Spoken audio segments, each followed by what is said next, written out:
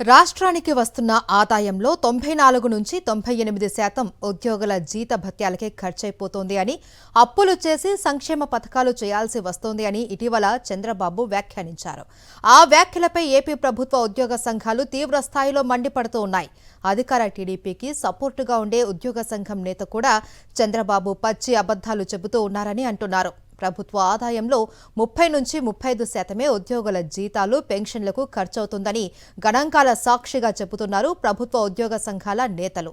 ఎన్నికలకు ముందు ఇచ్చిన హామీలను అధికారంలోకి వచ్చిన తర్వాత పక్కన పెట్టేశారు అని వారు మండిపడుతున్నారు. ఎల్లో మీడియాలో వస్తున్న అబద్ధపు కథనాలపైన వారు ఆగ్రహంతో ఉన్నారు. ఆర్థిక పరిస్థితిపై ప్రకటించిన శ్వేతపత్రం సాక్షిగా బాబు వ్యాఖ్యల్లో నిజం ఎంత? ప్రముఖ జర్నలిస్టు కొమ్మినేని శ్రీనివాసరావు కామెంట్ చూద్దాం. ఆంధ్రప్రదేశ్లో ప్రభుత్వ ఉద్యోగుల జీతభత్యాలకు ఎంత వ్యయం అవుతోంది? ముఖ్యమంత్రి చంద్రబాబు నాయుడు ఏకంగా 94 నుంచి 98% వ్యయం అవుతోందని, సంక్షేమ స్కీములకు అప్పులు తెస్తున్నామని ఆర్థిక పరిస్థితి శ్వేతపత్రం విడుదల సందర్భంగా తెలిపారు. దీనిపై ప్రభుత్వ ఉద్యోగులు ఆవేదన పడుతున్నారు. వారి సంఘాలు మండిపడుతున్నాయి. చంద్రబాబు అబద్ధాలు చెబుతున్నారని ఉద్యోగ సంఘాల నేతలు విమర్శిస్తున్నారు. వీరిలో కొందరు టీడీపీ అనుకూల నేతలు కూడా ఉండడం గమనార్హం. ప్రస్తుతం ఏపీ ఎన్జీఓల గెజిటెడ్ ఆఫీసర్ల సంఘం అధ్యక్షుడిగా ఉన్న అలపర్తి విద్యాసాగర్ ప్రభుత్వానికి వ్యతిరేకంగా ఉండే వ్యక్తి కాదని అంటారు. కానీ ఆయన సైతం చంద్రబాబు అసత్యపు లెక్కలు చెప్పారని పేర్కొన్నారు. చంద్రబాబు చెప్పేదానిలో నిజం ఉంటే ఈ నేతలు ఇంత ధైర్యంగా ఖండించగలుగుతారా అన్నది చర్చ.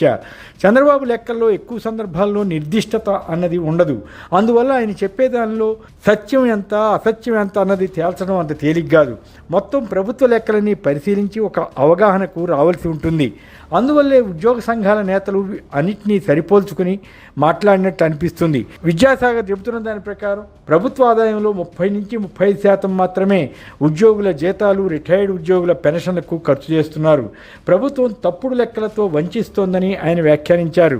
AP Amaravati JAC chairman Bopparaju Venkateswarlu మరింత వివరంగా ఈ అంశంపై మాట్లాడారు. 2025లో ప్రభుత్వం చేసిన 2.26 లక్షల కోట్లలో 37.4% మాత్రమే ఉద్యోగులకైన ఖర్చు అని ఆయన తెలిపారు. ప్రభుత్వానికి వచ్చే పన్నుల రాబడిలో 59%, ఇతర రాబడి కూడా కలిపితే 49% మాత్రమే ఉద్యోగులకు అవుతున్న వ్యయం అని ఆయన వివరించారు. ఈ 2 ఏళ్లలో 41,000 మంది రిటైర్ అయితే వచ్చే 5 ఏళ్లలో 1,50,000 మందికి పైగా రిటైర్ కానున్నారని, అదే సమయంలో కొత్త రిక్రూట్మెంట్ జరగడం లేదని ఆయన అసంతృప్తి వ్యక్తం చేశారు. గతంలో సంపద సృష్టించి హామీలు నెరవేరుస్తామని చంద్రబాబు అన్నారని, ఉద్యోగులకు పలు వరాలు ప్రకటించారని, జాబ్ క్యాలెండర్ ఇస్తామన్నారని, కానీ ఇప్పుడేమో డబ్బంతా ఉద్యోగులకే అయిపోతోందని ప్రచారం చేస్తున్నారని వలిశెట్టి దామోదర్ అనే మరో ఉద్యోగ సంఘ నేత వ్యాఖ్యానించారు. గతంలో ఉద్యోగుల నేతగా ఉండి ప్రభుత్వ ఆగ్రహానికి గురైన మరో ప్రముఖుడు కాకర్ల వెంకటరామిరెడ్డి మీడియాతో మాట్లాడుతూ చంద్రబాబు పచ్చి అబద్ధాలు చెబుతున్నారని, ఉద్యోగులకు 30,000 కోట్ల బకాయిలు చెల్లించామని ఆయన అనడం అసత్యమని వ్యాఖ్యానించారు.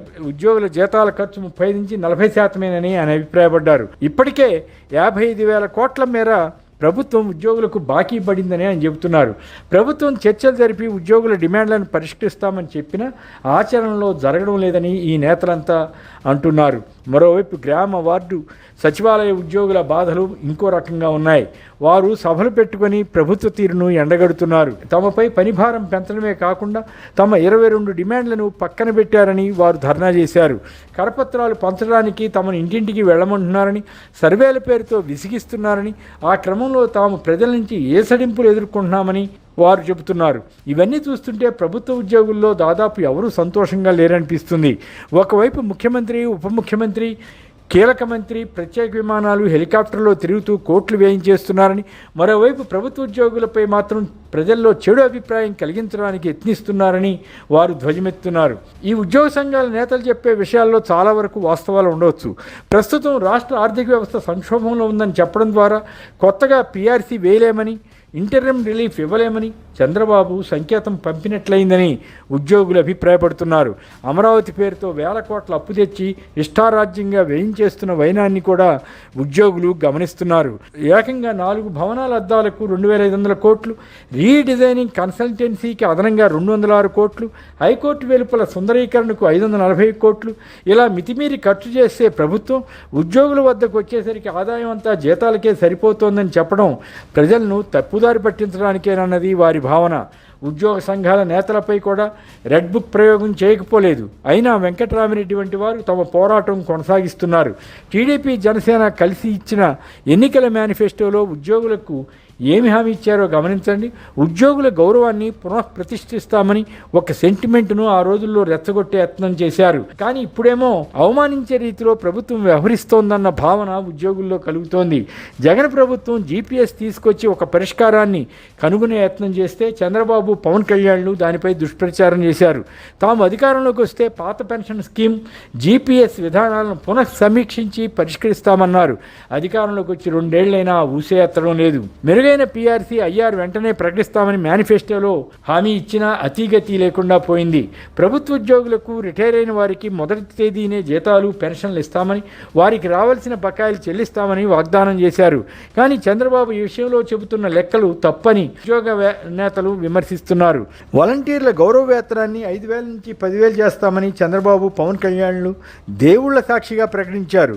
కానీ అసలు మొత్తం వ్యవస్థనే లేకుండా చేయడం మోసం కాదా అన్నది వారి ప్రశ్నగా ఉంది. ఈ నేపథ్యంలో ఉద్యోగ సంఘాలు ఉద్యమానికి సన్నద్ధమవుతున్నాయి. అయితే ఏదో రకంగా వారిని భయపెట్టో, మభ్యపెట్టో వారి ఉద్యమానికి ప్రభుత్వ పరంగా అడ్డుకట్ట వేసే యత్నం జరుగుతుంది. విశేషం ఏమిటంటే ఎల్లో మీడియా ద్వారా మాత్రం ఉద్యోగులకు ఏదో చాలా జరిగిపోతుందన్న భ్రమ కల్పించడానికి ప్రభుత్వం ప్రయత్నించకపోలేదు. గత జగన్ ప్రభుత్వ టైంలో ఉద్యోగులను ఎన్ని రకాలుగా రెచ్చగొట్టాలో అన్ని విధాలుగా టీడీపీ, జనసేనలతో పాటు ఈనాడు, ఆంధ్రజ్యోతి వంటి ఎల్లో మీడియా రెచ్చగొట్టాయి. ఇప్పుడు అదే మీడియా ఉద్యోగులను మభ్యపెట్టే పనిలో పడింది. ప్రభుత్వ ఉద్యోగులు గత జగన్ టైంలో తమ టైం ప్రకారం డ్యూటీ చేసుకునేవారు. ఇప్పుడు ప్రభుత్వ కార్యక్రమాలకు జనాన్ని పోగు చేసే పనే ఎక్కువగా ఉంటోందని చెబుతున్నారు. ఇప్పటికైనా పాలేవో నీళ్లేవో ఉద్యోగులు గమనించారా? మరిన్ని అప్డేట్స్ కోసం ఛానల్ ను సబ్స్క్రైబ్ చేయండి. నోటిఫికేషన్స్ కోసం బెల్ ఐకాన్ పై క్లిక్ చేయండి.